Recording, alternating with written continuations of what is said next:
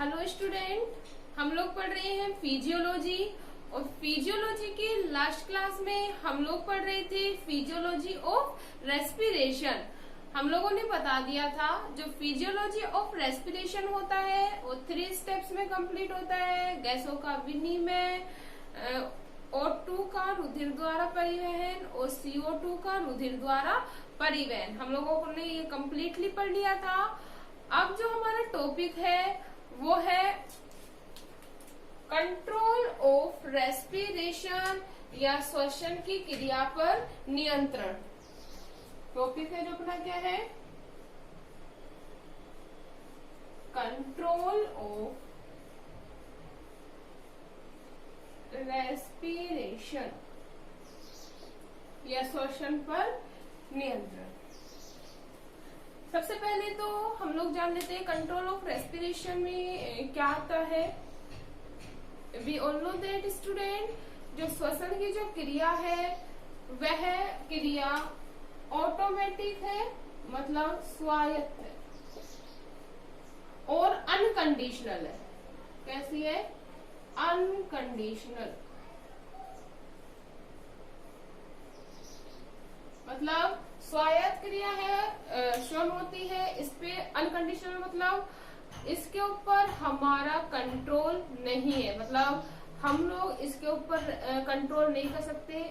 हम लोग लॉजिकली बात कर सकते हैं कि हम श्वसन की क्रिया पे नियंत्रण कर सकते हैं। कुछ टाइम तक हम लोग कंट्रोल करेंगे, उसके बाद क्या होगा, हम लोगों को प्रॉब्लम होगी और उसके बाद हम लोग वापस से रेस्पिरेशन की क्रिया स्टार्ट कर देंगे। तो इससे हम समझ सकते हैं कि क्या है, ऑटोमेटिक क्रिया है, साथ ही साथ अनकंडीशनल है, अनियंत्रित है। इसके ऊपर हमारे जो हार्मोन्स होते हैं, फीरोमोन्स होते हैं, उनका कोई कंट्रोल नहीं होता। इतना क्लियर है। अगर हम बात करें एक स्वस्थ मनुष्य की, तो जो स्वस्थ मनुष्य होता है उसमें जो श्वसन की जो दर होती है 16 से 20 प्रति मिनट, 16 से 20 पर मिनट, मतलब 16 से 20 बार वो रेस्पिरेशन की एक्टिविटी करता है, जिसमें इंक्लूड किया गया है इंस्पिरेशन और एक्सपिरेशन। जो 16 से 20 बार प्रति मिनट की जो क्रिया होती है वो होती है इन नॉर्मल कंडीशन। किसमें हो रही है भाई? In normal condition. लेकिन अगर हम बात करें normal condition,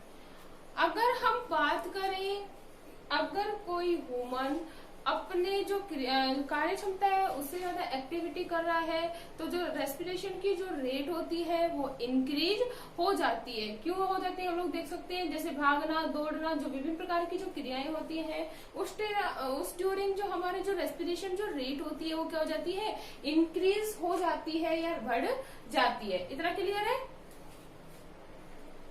We all know that श्वसन की जो क्रिया होती है उसमें गैसों का क्या होता है, आदान प्रदान होता है। जो गैसों का जो आदान प्रदान होता है विभिन्न प्रकार की प्रतिवृत्ति क्रियाओं के द्वारा, विभिन्न प्रकार की प्रतिवृत्ति श्रृंखलाओं के द्वारा जो गैसों का क्या होता है, आदान प्रदान होता है। मुख्य रूप से जो कंट्रोल ऑफ रेस्पिरेशन होता है वो होता है 2 टाइप का। कितने टाइप का होता है? 2 टाइप का। देखते हैं कौन कौन सा होता है। कंट्रोल ऑफ रेस्पिरेशन को डिवाइड किया गया है इन 2 पार्ट्स।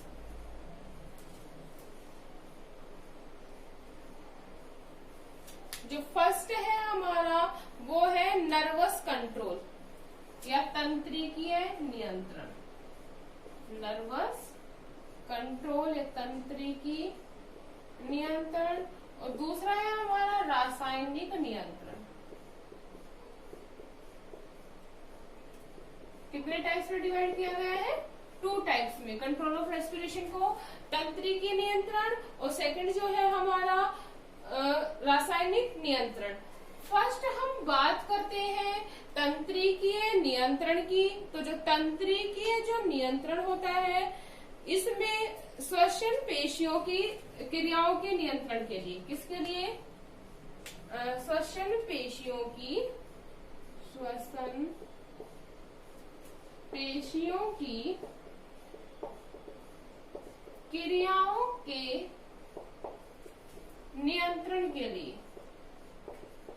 नियंत्रण के लिए जो मुख्य श्वसन केंद्र होता है वो होता है मस्तिष्क का जो एक पार्ट होता है मेडुला ऑब्लांगेटा। कौन सा पार्ट होगा? Medulla oblongata. इसके द्वारा जो श्वसन पेशियों की क्रियाओं का जो नियंत्रण किया जाता है, जिसमें नर्वस, हम लोग जानते हैं जो नर्वस सिस्टम है वो कंप्लीट ब्रेन से और नर्व सेल्स के द्वारा क्या हुआ है, जुड़ा हुआ होता है। तो जो मेन रोल प्ले करेगा वो कौन सा पार्ट रोल प्ले करता है? मेडुला ऑब्लांगेटा पार्ट जो होता है वो रोल प्ले करता है किसको नियंत्रण के लिए? श्वसन की क्रियाओं को नियंत्रण के लिए। मेडुला ऑब्लांगेटा पार्ट में एक श्वसन केंद्र पाया जाता है। क्या पाया जाता है? श्वसन केंद्र। जो यह श्वसन केंद्र होता है वो होता है बाइलेटरल, मतलब द्विपार्श्वीय। जो श्वसन केंद्र होता है वो कैसा होता है भाई? द्विपार्श्वीय। इतना क्लियर है? यह जो द्विपार्श्वीय जो क्षेत्र होता है वह दो क्षेत्रों से मिलकर बना हुआ होता है। एक तो अंतः श्वसन केंद्र, अंतः श्वसन केंद्र, और जो दूसरा होता है वो होता है बहिः श्वसन केंद्र, बहिः श्वसन केंद्र। इतना क्लियर है? श्वसन क्रियाओं के नियंत्रण के लिए नर्वस कंट्रोल में क्या पाया जाता है? Medulla oblongata. मेडुला ऑब्लांगेटा में एक श्वसन केंद्र प्रेजेंट होता है। श्वसन केंद्र जो होता है वो द्विपार्श्वीय होता है, जिसके दोनों जो भाग होते हैं, एक अंतःपार्श्वीय केंद्र कहलाता है या एक अंतःपार्श्वीय केंद्र से जुड़ा हुआ होता है और दूसरा बहिःपार्श्वीय केंद्र से जुड़ा हुआ होता है। इतना क्लियर है? नेक्स्ट अगर हम बात करें जो तंत्रिकीय नियंत्रण की जो क्रिया है वो भी दो विधियों के द्वारा कंट्रोल होती है। कितनी विधियों के द्वारा? दो विधियों के द्वारा। पहली तो है वेगसी क्रिया विधि। फर्स्ट है वेगसी क्रिया विधि, नाम है मैकेनिज्म का वेगसी क्रिया विधि। और सेकंड है वातानुचलनी क्रिया विधि।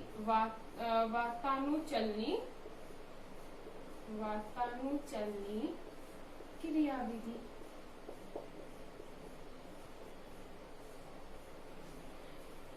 क्लियर है? जो तंत्रिकीय नियंत्रण है वो कितनी विधियों के द्वारा कंप्लीट हो रहा है? 2 विधियों के द्वारा या 2 मेथड्स के द्वारा। फर्स्ट है वेगसी मैकेनिज्म या वेगसी क्रिया विधि और सेकंड जो है हमारा वो है वातानुचलनी क्रिया विधि। फर्स्ट हम लोग बात करते हैं व्हाट इज वेगसी मैकेनिज्म। वेगसी मैकेनिज्म को समझाने से पहले मैं आप लोगों को एक बार बता दूं, हम लोगों ने पढ़ा था मैकेनिज्म ऑफ रेस्पिरेशन, उसमें इंस्पिरेशन और एक्सपिरेशन की एक्टिविटी हम लोगों ने पढ़ी थी। तो जो वेगसी क्रिया विधि है वो अबाउट ऑलमोस्ट इंस्पिरेशन और एक्सपिरेशन मतलब मैकेनिज्म ऑफ रेस्पिरेशन के इक्वल ही चलती है। देखते हैं किस प्रकार से। इसमें क्या होता है? सबसे पहले अंतः श्वसन केंद्र में, किसमें? अंतः श्वसन केंद्र में, अंतः श्वसन केंद्र में तंत्रिका कोशिकाएं, अंतः श्वसन केंद्र की तंत्रिका कोशिकाओं की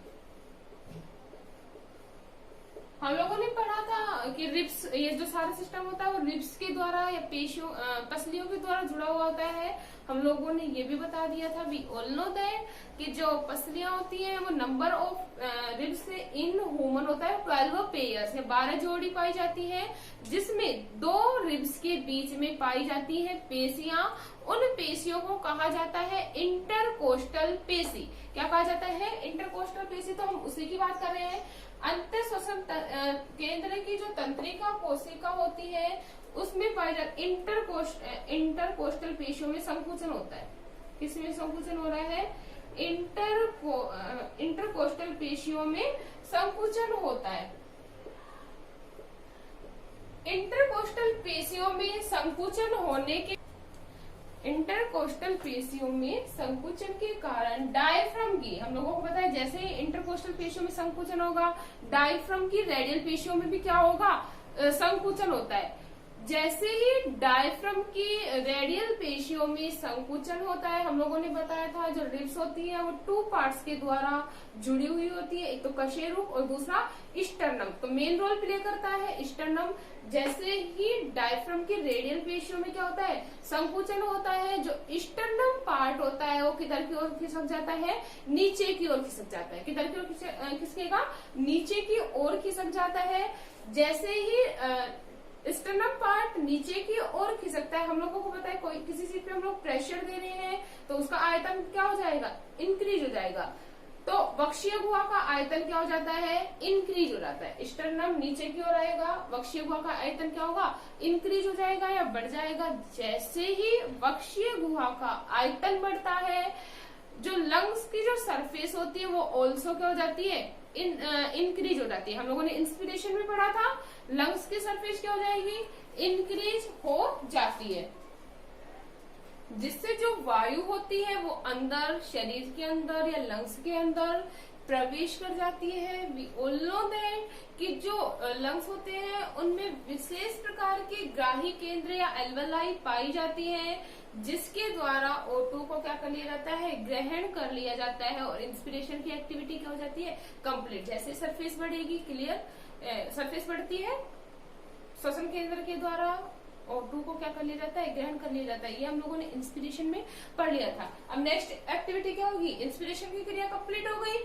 अब क्या होगा, एक्सपिरेशन। अब क्या होगा, वापस से इसकी जस्ट अपोजिट क्रिया होगी। जैसे ही लंग्स का आकार बढ़ता है, स्टर्नम के ऊपर वापस से प्रेशर आता है और स्टर्नम किधर की साइड में हो जाता है, ऊपर की ओर, जिससे कि जो इंटरकोस्टल पेशियां होती हैं, रेडियल डायफ्राम की जो पेशियां होती हैं उनमें शिथिलन आ जाता है और स्टर्नम के ऊपर हो जाने से जो CO2 होती है वो बॉडी से क्या कर दी जाती है, एक्सीडेट कर दी जाती है। इतना क्लियर है। यह जो क्रिया होती है संयुक्त रूप से वो कहलाती है हेरिंग ब्रेयूर प्रतिवर्त। हेरिंग याद रखना, ब्रेयूर प्रतिवर्त। क्लियर है। कौन सी, इंस्पिरेशन और एक्सपिरेशन, मतलब जो वेक्सी क्रिया विधि में कंप्लीट जो मैकेनिज्म होती है वो कहलाती है हेरिंग ब्रेयूर प्रतिवर्त। तो यही था हमारा तंत्रिकीय नियंत्रण की वेगसी क्रिया विधि। क्लियर है। ये इजीली आप लोगों को याद हो सकती है अगर हम लोगों ने इंस्पिरेशन मैकेनिज्म ऑफ रेस्पिरेशन को अच्छे से पढ़ रखा है। तो जो वेगसी क्रिया विधि है हम लोगों ने देख लिया, वो कम्प्लीटली जो सिमिलर है ऑलमोस्ट किसके, मैकेनिज्म ऑफ रेस्पिरेशन की। इतना क्लियर है।